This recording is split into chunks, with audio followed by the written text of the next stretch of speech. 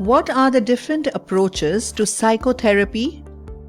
Psychotherapies have the common goal to eliminate distress and replace it with functional behaviors, but they differ considerably in concepts, methods, and techniques. Psychotherapies can be classified into three broad categories. In chronological order of development, they are psychodynamic therapy, followed by behavioral therapy, and finally, existential therapy. What is the basis for this categorization? It is how the different approaches address the following questions. First, what is the cause that has led to the problem? Psychodynamic therapy believes that the answer lies within a person's psyche. Simply put, the psyche contains unconscious psychological processes that develop from one's childhood and can last through adulthood. These unconscious processes can be one's desires or fears. Behavioral therapy believes that the cause of distress is in faulty behaviors and cognitions. Behaviorists argue that we model our experiences by observing behaviors of others or having maladaptive thoughts. Existential therapy believes it is the search for meaning and purpose in one's life that causes distress. Existential therapy works with the client's lived experiences and how these experiences play out in their present lives. Second, how did the cause come into existence? Psychodynamic therapy believes the problem arises from childhood desires. Psychodynamic therapy is strongly rooted in one's childhood and its relation to the psyche.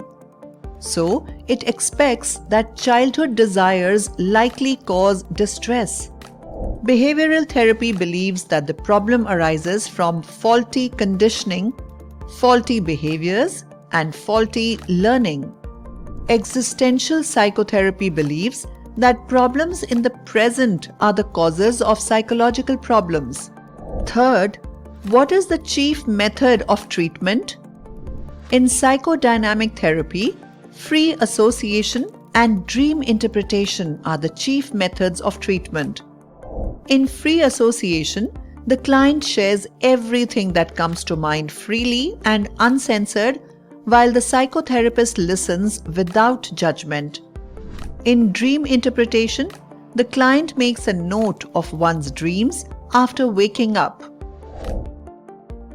These two methods are considered the doorways to the client's psyche. In behavioral therapy, psychologists use behavior contingencies to challenge faulty behaviors and thoughts.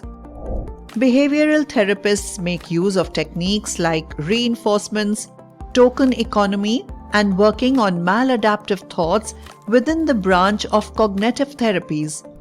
Existential therapists provide a warm and safe space in therapy so that the client is able to share one's concerns freely.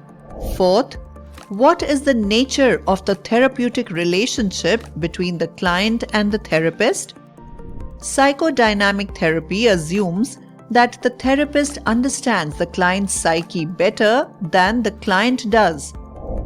A psychodynamic therapist works to lead a client to reach one's psyche. With the use of training and skill, the therapist guides the client into sharing information in order to work on the client's well-being. Behavioral therapy assumes that the therapist can detect the client's faulty behaviors or cognitions and can work on them. A behavioral therapist uses a more collaborative approach to help the client cultivate more adaptive forms of behavior. In contrast, an existential therapist only focuses on providing a secure, warm space and empowers clients to work on their problems on their own. Fifth, what is the therapy's chief benefit to the client? In psychodynamic therapy, the client benefits from gaining emotional insights. Once that is done, the therapist terminates therapy sessions. In behavioral therapy, faulty behaviors are replaced with adaptive ones. In existential therapy, the client gains self-awareness, discovery, and understanding. Sixth, what is the duration of the treatment? While psychodynamic therapy can take several years, given that it focuses on exploring the childhood and unconscious processes to gain emotional insight, behavioral and existential therapies are relatively shorter, generally lasting from 6 to 8 weeks. Now, to take the process of therapy forward, the therapist works on a clinical formulation best suited to each client's needs. This formulation is made in the initial stages of therapy.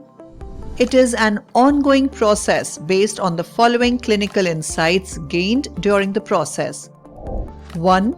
Understanding of the problem. 2. Identification of target areas in the course of therapy. And 3. Choice of techniques for therapy. It is always advisable for a therapist to proceed with psychotherapy only after the clinical formulation is in place. Here is what we've learned.